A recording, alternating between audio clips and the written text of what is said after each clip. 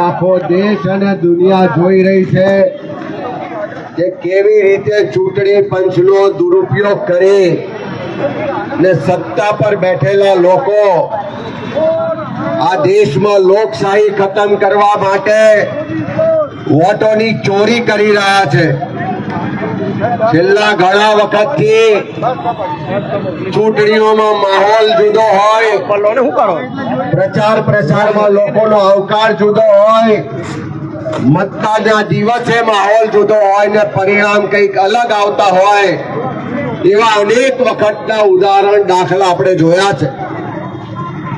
બધાના મનમાં એક શંકા હતી કે આવું થાય છે કેવી રીતે, પણ આખા દેશમાં લોકોનો અવાજ ન્યાય યોદ્ધા જન નેતા રાહુલ ગાંધીજીએ આ વોટોની ચોરીનું આખું જે કૌભાંડ છે એને ખુલ્લું પાડવાની હિંમત સાથેનું કામ કર્યું છે। જે ચૂંટણી પંચ તટસ્થતા સાથે, પ્રામાણિકતાથી, પારદર્શકતાથી ચૂંટણી કરવા માટે જેની જવાબદારી છે, એ ચૂંટણી પંચ હવે તટસ્થ રહ્યો નથી। ત્યાં કોકના રિમોટ કંટ્રોલ થી ચાલે છે અને આખું એમનું કૌભાંડ હવે ખુલ્લું પડી ગયું છે।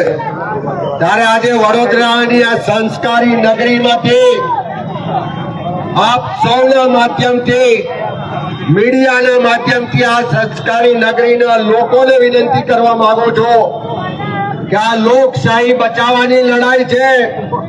આ તમારા મારા સૌના જે મતનો અધિકાર મળ્યો છે એ અધિકારનું રક્ષણ કરવા માટેની લડાઈ છે।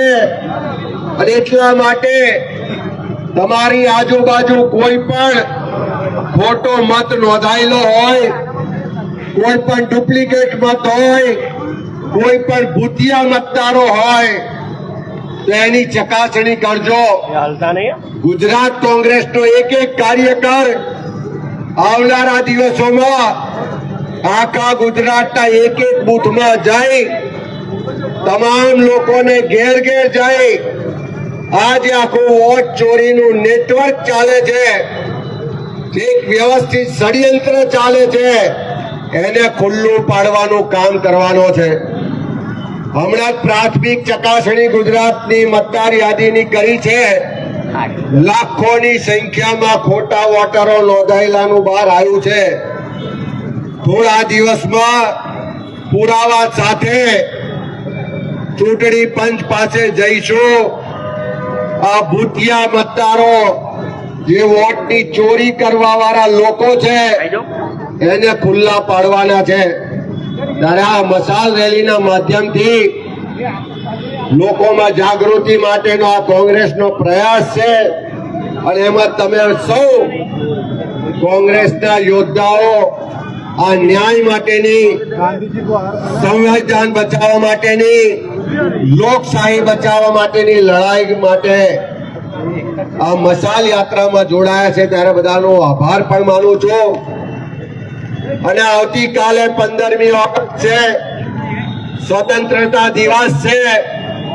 અંગ્રેજોની ગુલામીમાંથી જે રીતે દેશ આઝાદ થયો, જે આપણા વડવાઓ સ્વાતંત્ર્ય સેનાનીઓએ વર્ષોની લાંબી લડાઈ લડ્યા પછી, સેંકડો લોકોએ બલિદાન આપ્યા પછી આ દેશને મામૂલી આઝાદી અપાવી છે। એ આઝાદી છીનવવાનું કામ આ નવા અંગ્રેજો અત્યારે કરી રહ્યા છે। આવતીકાલે સૌ સાથે મળીને ફરી આ બીજી આઝાદીની લડાઈ લડવાનો સંકલ્પ પણ કરીએ છીએ।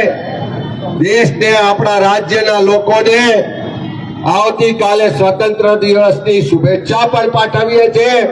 અને આવો સૌ સાથે મળી આ વોટ ચોરવા વાળાને ખુલ્લા પાડીએ। લોકશાહી બચાવવા માટેની લડાઈ, સંવિધાન બચાવવા માટેની લડાઈ, આ બીજી આઝાદીની લડાઈ બધા સાથે મળીને લડીએ।